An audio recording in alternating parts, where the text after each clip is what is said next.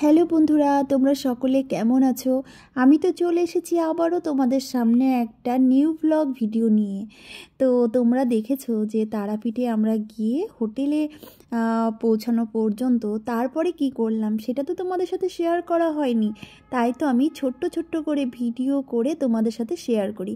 তো এই যে হোটেল থেকে একদম দেখো আমরা ফ্রেশ হয়ে ড্রেসপত্র চেঞ্জ করে চলে এসেছি কিন্তু হোটেলে খাবার খেতে। আর আমার সাথে ছিল একটা বান্ধবী, তার হাজবেন্ড আর তার দুই মেয়ে। আর আমরা দুটো পরিবার মিলে খুব এনজয় করেছি।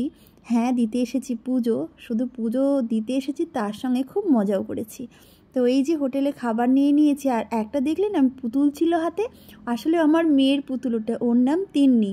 তো আমার মেয়ে যেখানেই যায় একটা করে পুতুল কিন্তু ওর সাথে ব্যাগের মধ্যে করে নিয়ে যায়।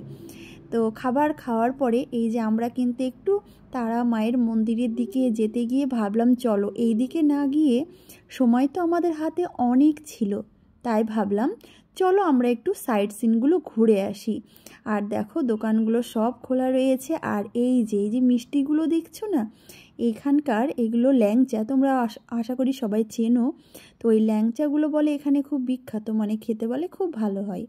তো যাই হোক, এখানে অনেক টোটো থাকবে আর তোমাকে সাইড সিন বেড়ানোর জন্য বলবে। তো নিয়ে নিলাম একটা টোটো আর বেরিয়ে পড়লাম কিন্তু আমরা আশেপাশে সব মন্দিরগুলো দর্শন করার জন্য। তো চলে এলাম ফার্স্টে, তোমরা নাম আশা করি দেখে নিয়েছো। আর হাতে যখন সময় আছে তাহলে কেন সময় নষ্ট করব বলো?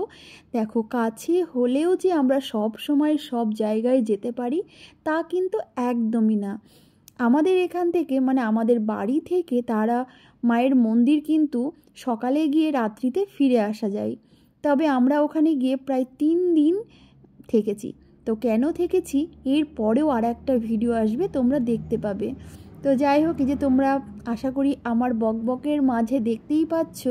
আর প্রতিটা জায়গার কিন্তু আমি নামও তোমাদেরকে দেখিয়ে দিচ্ছি। এই যে যেমন এটা নিধুবন বৈষ্ণবপীঠ।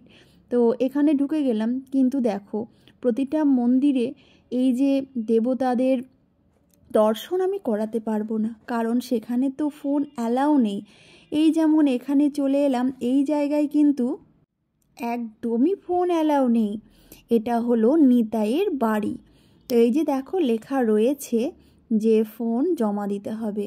তো এই যে ঢুকে গেলাম, সত্যি ভীষণ মন খারাপ করে জানো, যখন এইসব ধর্মস্থানে যাই তারপরে যদি কোনো ঠাকুরের মানে ফটোই না তুলতে পারি, তখন মনে হয় বাড়িতে গিয়ে মা বাবাদেরকে কি করে দেখাবো। তো যাই হোক, ওই যে দেখতে পাচ্ছ ওই সাইডে ফোন কিন্তু জমা নিয়ে, এটাই হলো প্রবেশ পথ। এটা দিয়ে পুরো এই যে সবাই মন্দিরটা ঘুরে কিন্তু চলে এসেছে। আর লেখাই রয়েছে দেখো নিতাইয়ের বাড়ি। তারপরে যেটা শেষ একটা চলে এলাম ইস্কন মন্দিরে। তো বলবো কি, আমার এত ভালো লেগেছে যে তোমরা যারা যারা তারাপীঠ মায়ের মন্দিরে যাবে, তারাপীঠ যাবে, তারা অবশ্যই কিন্তু সাইড সিন ঘুরতে যাবে। আর ইস্কন মন্দির কিন্তু অবশ্যই আসবে। এত ভালো লেগেছে আমার, না খুব সুন্দর লেগেছে। তোমরাও একবার দেখো কত সুন্দর মন্দিরটা। হয়তো বা তোমাদেরকে আমি সেইভাবে ক্যামেরা বন্দি করে ভালো করে দেখাতে পারছি না, কিন্তু দেখো ক্যামেরার সাইডে দেখা আর তোমার একদম নিজে থেকে গিয়ে দেখা কতটা আনন্দ সত্যি। তারপরে এরকম আরও অনেক অনেক মন্দির রয়েছে। আর তোমরা দেখেই বুঝতে পারছো প্রায় রাত হয়ে গেছে। তো আমাদের পুরো সাইড সিন ঘোরা কমপ্লিট। এরপর পরের দিন কি করলাম তারও একটা ভিডিও আসবে খুব তাড়াতাড়ি।